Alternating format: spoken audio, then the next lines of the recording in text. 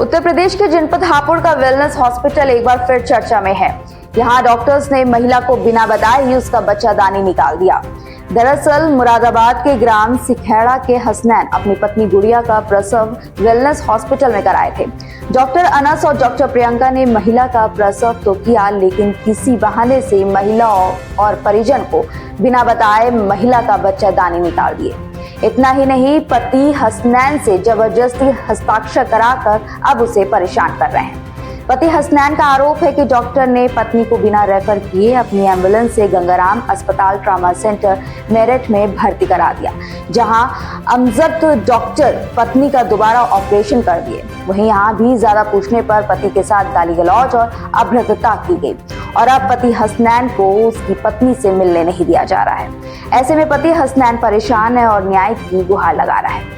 जरा सोचिए, अस्पताल लोगों की जान बचाता है, लेकिन जब वही अस्पताल लोगों की जान के साथ खिलवाड़ बन जाए तब क्या होगा। मेरा नाम कामिल है जी।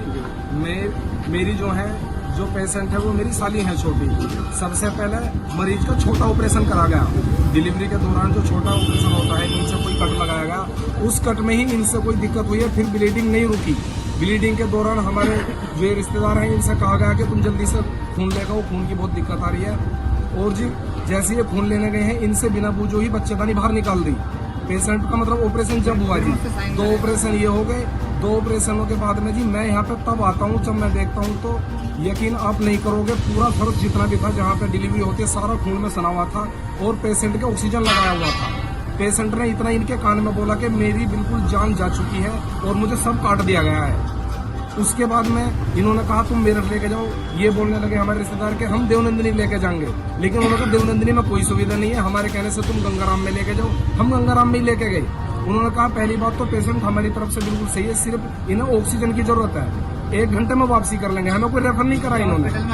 1 घंटे में वापसी करने की बजाय वहीं छोड़ दिया कि क्या नाम है, तुम एक ऑपरेशन की जरूरत हो रहा है। वहां जाके पता लगा हमें यही पता नहीं लगा वो तीसरा ऑपरेशन किसका हुआ, किस लिए हुआ। 2 घंटे जो है उसकी सर्जरी चली, लेकिन अभी तो हमें ये पता नहीं चला जी तीसरा ऑपरेशन किस लिए हुआ। और जी हमारा जो मरीज है अब वेंटिलेटर पे है और जिंदगी मौत के बीच में जूझ रहा है। और मरीज से आज ही सुबह इशारा करा है, मरीज ने थोड़ा सा लिख के दिया है, पर्चा दिखाइए कि मेरी जिंदगी को यहाँ बहुत ज्यादा खतरा है, मुझे कोई भी यहाँ दवाई नहीं दी जा रही, सही ट्रीटमेंट नहीं दी जा रहा किसी भी तरीके का।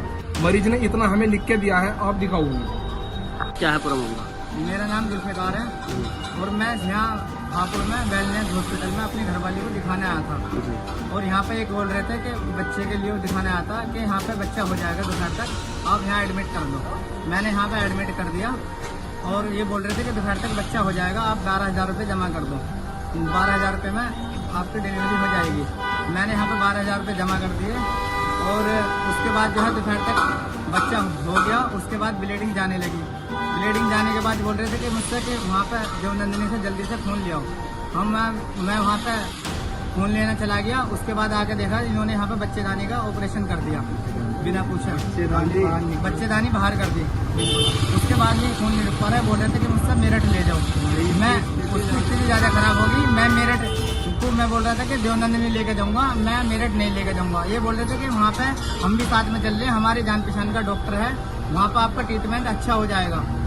हम साथ में चल रहे हैं। मुझे ज़बरदस्ती वहाँ पे भेज दिया मेरठ गंगाराम हॉस्पिटल में और वहाँ पे ये खुद भी गए। वहाँ पे भी एक ऑपरेशन करा, 2 घंटे वहाँ पे ऑपरेशन चला, 2 घंटे पूरी सर्जरी चली। उसके बाद हमारा मरीज वेंटिलेटर पे पहुँच गया।